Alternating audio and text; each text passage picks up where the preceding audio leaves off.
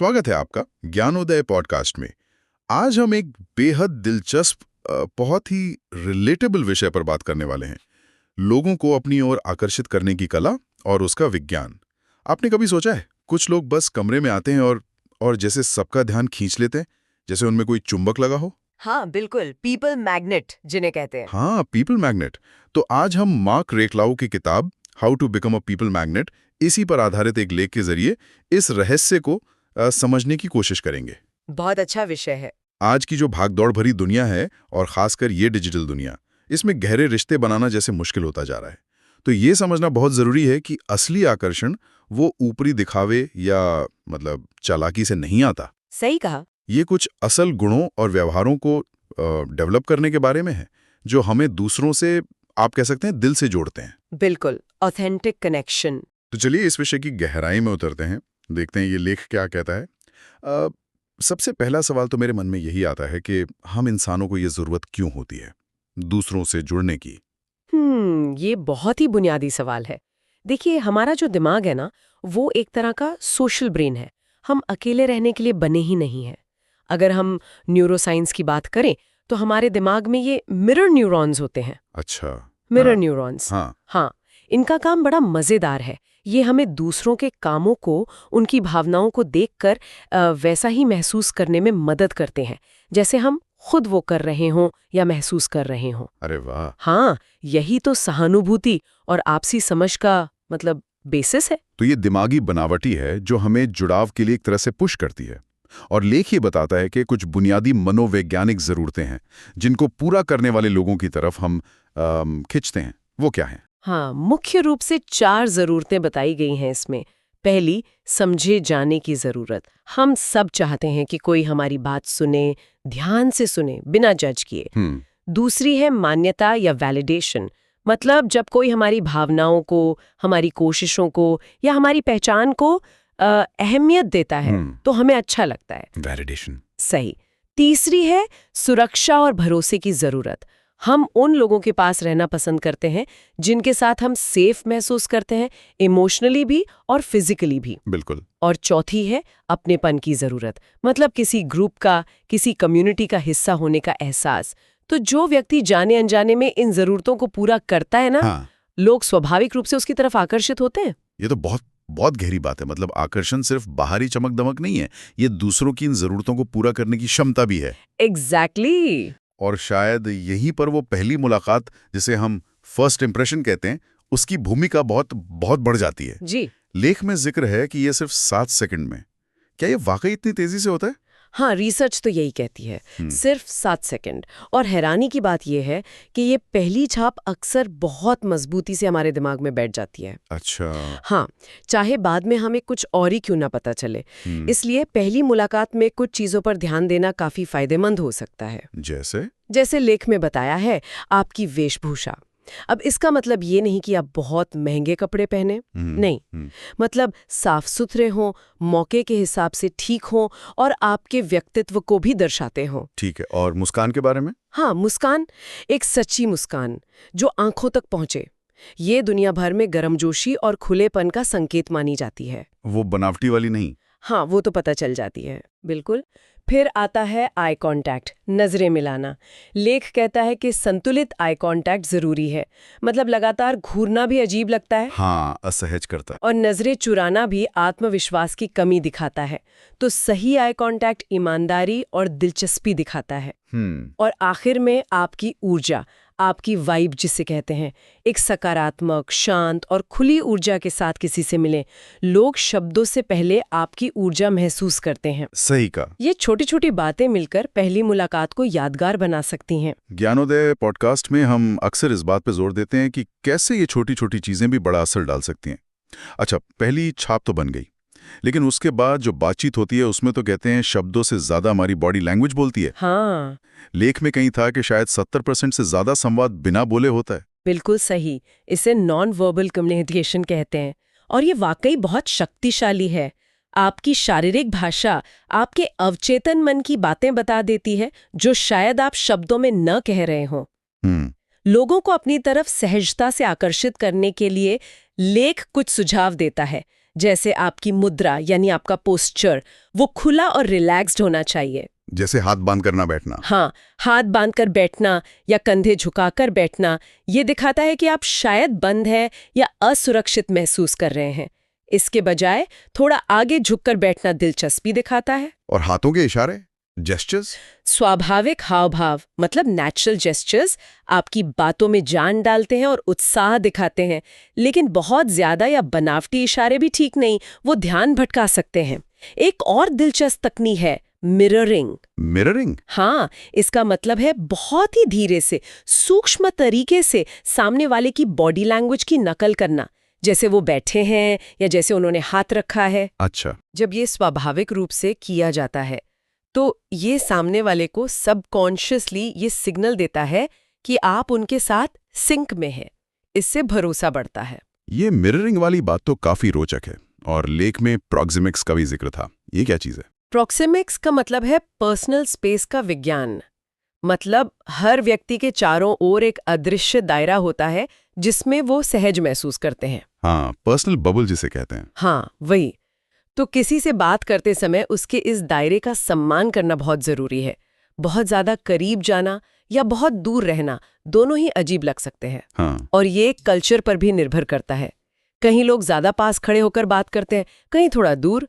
तो थोड़ा ध्यान रखना पड़ता है। जब आपकी बॉडी लैंग्वेज सम्मानजनक और गर्मजोशी भरी होती है तो लोग आपके आसपास ज्यादा सहज महसूस करते हैं। तो ये हुई बिना बोले संवाद करने की कला। और इसी तरह जब हम बोलते हैं तो सिर्फ बोलना ही काफी नहीं है, सुनना भी उतना ही जरूरी है। किसी ने कहा था ना कि लोग भूल जाते हैं आपने क्या कहा, पर ये याद रखते हैं कि आपने उन्हें कैसा महसूस कराया। बिल्कुल। तो ये सुनने की कला, ये कितनी महत्वपूर्ण है? आप एक्टिव लिसनिंग की बात कर रहे हैं, सक्रिय श्रवण। ये सिर्फ सुनना नहीं है, ये पूरी तरह से समझना है। ये सामने वाले को ये महसूस कराने का तरीका है कि आप उनकी बात को वाकई में महत्व दे रहे हैं। लेख में इसकी कुछ तकनीकें बताई गई हैं। पहला, पूरा ध्यान देना, मतलब अपना फोन साइड में रख दें, आसपास के शोर या जो भी डिस्ट्रैक्शन है उस पर ध्यान न दें। पूरी तरह से उस व्यक्ति पर फोकस करें। हाँ, ये आजकल सबसे मुश्किल कामों में से एक है। ध्यान भटक ही जाता है। बिल्कुल। दूसरा, नॉन वर्बल संकेत देना कि आप सुन रहे हैं, जैसे बीच बीच में सिर हिलाना या अच्छा, हाँ जैसे छोटे सकारात्मक शब्द कहना। करना। हाँ। तीसरा, पैराफ्रेजिंग, मतलब उनकी कही बात को अपने शब्दों में संक्षिप्त में दोहराना। जैसे आप कह सकते हैं, तो अगर मैं सही समझ रही हूं तो आप कह रहे हैं कि। अच्छा, इससे कंफर्म भी हो जाता है। हाँ, इससे पुष्टि होती है कि आपने सही समझा है और सामने वाले को लगता है कि हाँ, मेरी बात सुनी गई। और चौथा, खुले अंत वाले सवाल पूछना, ओपन एंडेड क्वेश्चंस, जिनका जवाब हाँ या ना में ना हो। बिल्कुल। जैसे फिर क्या हुआ, या आप उस बारे में कैसा महसूस करते हैं। ये सवाल बातचीत को गहराई देते हैं और सामने वाले को ज्यादा खुलकर बताने के लिए प्रोत्साहित करते हैं। ये सक्रिय श्रवण तो वाकई रिश्तों को मजबूत बनाने का एक बहुत शक्तिशाली तरीका लग रहा है। और सुनने से ही जुड़ा एक और गुण है सहानुभूति, एम्पैथी, दूसरों की भावनाओं को समझने और महसूस करने की क्षमता। लेखक इस बारे में क्या कहता है? सहानुभूति को तो आकर्षण का एक मुख्य स्तंभ माना गया है। ये सिर्फ दया दिखाना नहीं है, जैसा आपने कहा, ये है खुद को दूसरे की जगह रखकर उसकी भावनाओं और उसके नजरिए को समझना। लेख में सहानुभूति के 3 स्तर बताए गए हैं। पहला है कॉग्निटिव एम्पैथी, संज्ञानात्मक सहानुभूति। मतलब दिमागी स्तर पर? हाँ, ये दिमागी स्तर पर होता है। आप समझ पाते हैं कि दूसरा व्यक्ति क्या सोच रहा है या उसका नजरिया क्या है, जैसे किसी के तर्क को समझना।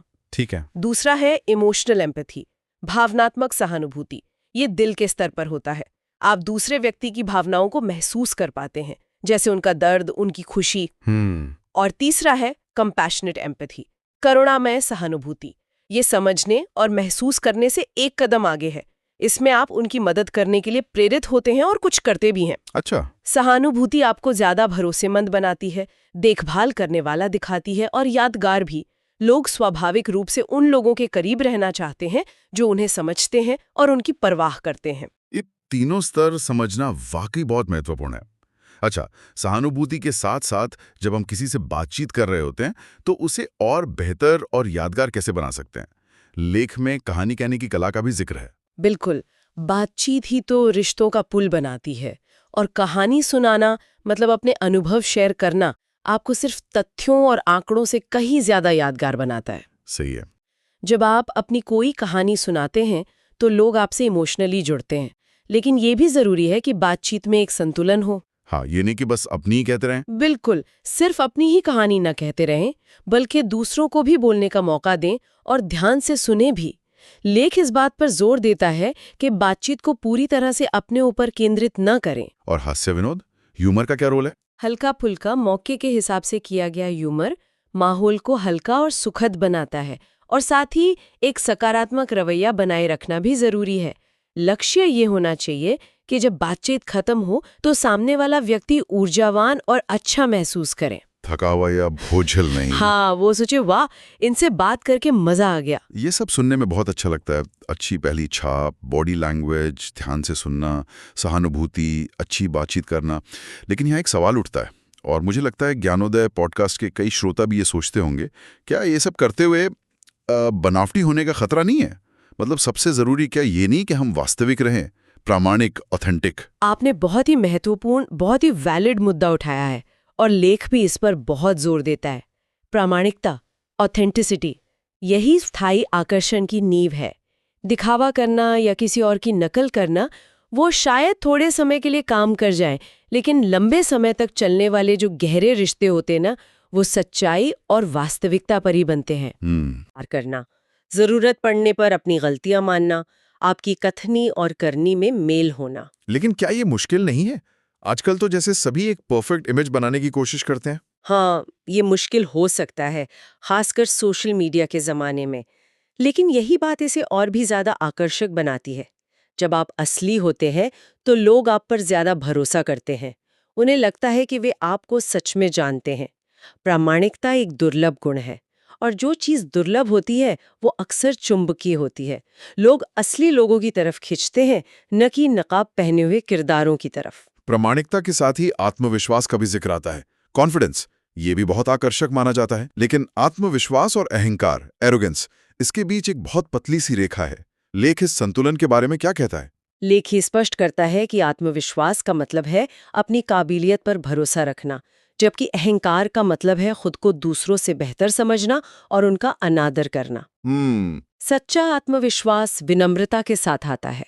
आप अपनी क्षमताओं को जानते हैं, लेकिन साथ ही दूसरों का सम्मान भी करते हैं और उनसे सीखने को तैयार रहते हैं। इसे बनाने के तरीके भी बताए हैं? हाँ, कुछ तरीके बताए गए हैं, जैसे अपनी शारीरिक मुद्रा और आवाज के लहजे पर काम करना, सीधे खड़े होना, स्पष्ट बोलना, लगातार नई चीजें सीखना और अपनी जानकारी बढ़ाना, धीरे धीरे उन चीजों का सामना करना जिनसे आपको डर लगता है, और अपनी छोटी छोटी कामयाबियों को भी पहचानना और सराहना। आत्मविश्वासी लोग स्वाभाविक रूप से दूसरों को प्रेरित करते हैं। और सकारात्मकता और हास्य का क्या ये वाकई में सोशल ग्लू की तरह काम करते हैं, जैसा लेख में इशारा है? सामाजिक गोंद। हाँ, काफी हद तक। हास्य जो है वो तनाव कम करने का एक बेहतरीन जरिया है। ये मुश्किल हालात को भी हल्का बना देता है और लोगों के बीच के दूरियों को कम करता है। लेकिन यहाँ सावधानी जरूरी है। हास्य हल्का फुल्का हो, स्थिति के अनुसार हो और सम्मानजनक हो। किसी का मजाक उड़ाने वाला या किसी को नीचा दिखाने वाला हास्य वो उल्टा असर डालता है। सही। लेख में ये भी कहा गया है कि कभी-कभी खुद पर हंसने की क्षमता आपको ज्यादा मानवीय और सुलभ बनाती है। हाँ, मतलब खुद को बहुत सीरियसली ना लेना। एग्जैक्टली। और सकारात्मकता, उसका मतलब ये नहीं कि आप हमेशा खुश रहें या समस्याओं को नजरअंदाज करें। नहीं। अच्छा। उसका मतलब है मुश्किलों के बावजूद एक आशावादी नजरिया रखना, समाधान पर फोकस करना और दूसरों में भी उम्मीद जगाना। लोग स्वाभाविक रूप से उन लोगों के पास रहना पसंद करते हैं जो उन्हें अच्छा महसूस कराते हैं, जो माहौल को भारी नहीं बल्कि हल्का और ऊर्जावान बनाते हैं। सकारात्मकता संक्रामक होती है। ये बहुत महत्वपूर्ण है। लेकिन एक और बात जो हमारे ज्ञानोदय पॉडकास्ट के श्रोताओं के लिए समझनी जरूरी है, वो ये कि आकर्षण बढ़ाने की कोशिश में कहीं हम दूसरों की सीमाओं का, बाउंड्रीज का उल्लंघन तो नहीं कर रहे। सम्मान का क्या स्थान है इसमें? ये बेहद जरूरी बिंदु है और लेख इस पर बहुत जोर देता है कि सम्मान सर्वोपरि है। सच्चा आकर्षण दूसरों पर नियंत्रण पाने या अपनी बात मनवाने से नहीं आता, वो आपसी सम्मान से आता है। इसमें दूसरों के व्यक्तिगत स्थान का सम्मान है, उनकी पसंद नापसंद का सम्मान है, उनके विचारों और विश्वासों का सम्मान है, भले ही आप उनसे सहमत न हो। हाँ, ये जरूरी है। रिश्ते हमेशा दो तरफा होते हैं। ये आपसी मूल्य निर्माण पर आधारित होते हैं, म्यूचुअल वैल्यू क्रिएशन। जब आप दूसरों को महत्व देते हैं और उनका सम्मान करते हैं, तो वो सुरक्षित महसूस करते हैं, आप पर भरोसा करते हैं और स्वाभाविक रूप से आपके प्रति आकर्षित होते हैं। इसी से जुड़ा एक और पहलू है नैतिकता का, एथिक्स का। आकर्षण और प्रभाव डालने की इन तकनीकों का इस्तेमाल कैसे किया जा रहा है, ये बहुत मायने रखता है। हाँ। लेख चेतावनी देता है कि कुछ लोग इन तरीकों का इस्तेमाल दूसरों को अपने स्वार्थ के लिए साधने यानी मैनिपुलेशन के लिए कर सकते हैं। अच्छा। ये वास्तविक प्रभाव यानी इन्फ्लुएंस से बहुत अलग है। सच्चा प्रभाव आपसी विकास, विश्वास और बेहतरी पर केंद्रित होता है। इसका लक्ष्य दोनों पक्षों के लिए जीत की स्थिति मतलब विन विन सिचुएशन बनाना होता है, न कि सिर्फ अपना फायदा देखना। तो इस शक्ति का उपयोग जिम्मेदारी से करना चाहिए। बिल्कुल, जिम्मेदारी और नैतिकता के साथ। ये नैतिकता वाली बात बहुत अहम है। तो ये सब जानने के बाद अगर कोई इन गुणों को अपने जीवन में उतारना चाहे तो लेख कुछ रोजमर्रा की आदतों या प्रैक्टिसेस के बारे में क्या बताता है, कैसे करें इसे? हाँ, लेख का सार यही है कि पीपल मैग्नेट बनना कोई रातों रात होने वाला जादू नहीं है। ये लगातार अभ्यास और आत्म सुधार की एक प्रक्रिया है, एक यात्रा है। कुछ छोटी छोटी आदतें सुझाई गई हैं जो धीरे धीरे बड़ा बदलाव ला सकती हैं।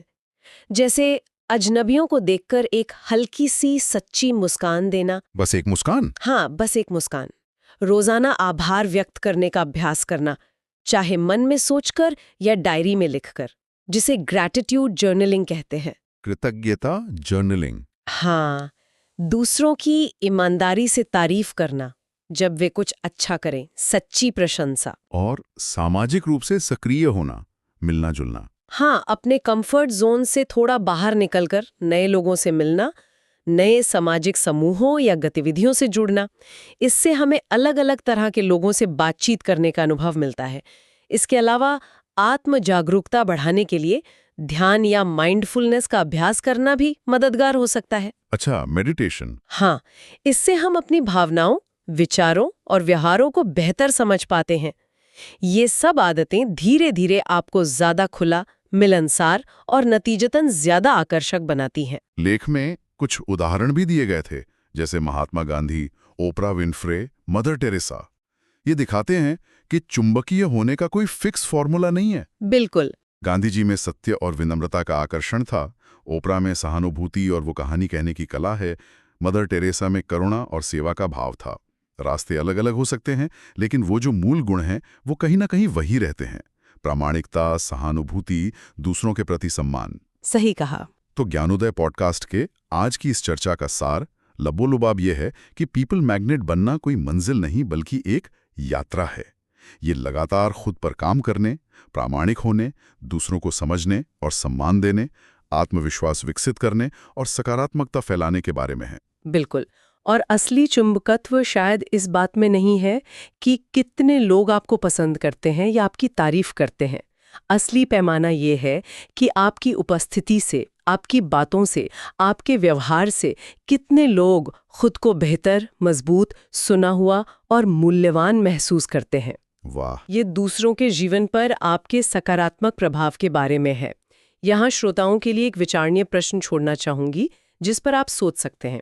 आज हमने जिन गुणों और तकनीकों की बात की, अगर उनमें से किसी एक को भी, चाहे वो एक्टिव लिसनिंग हो या सच्ची मुस्कान या आभार व्यक्त करना, हम सचेत रूप से अपने रोजमर्रा के संवादों में शामिल करने की कोशिश करें, तो क्या उससे हमारे रिश्तों और बातचीत की गुणवत्ता में कोई छोटा सा ही सही पर सार्थक बदलाव आ सकता है?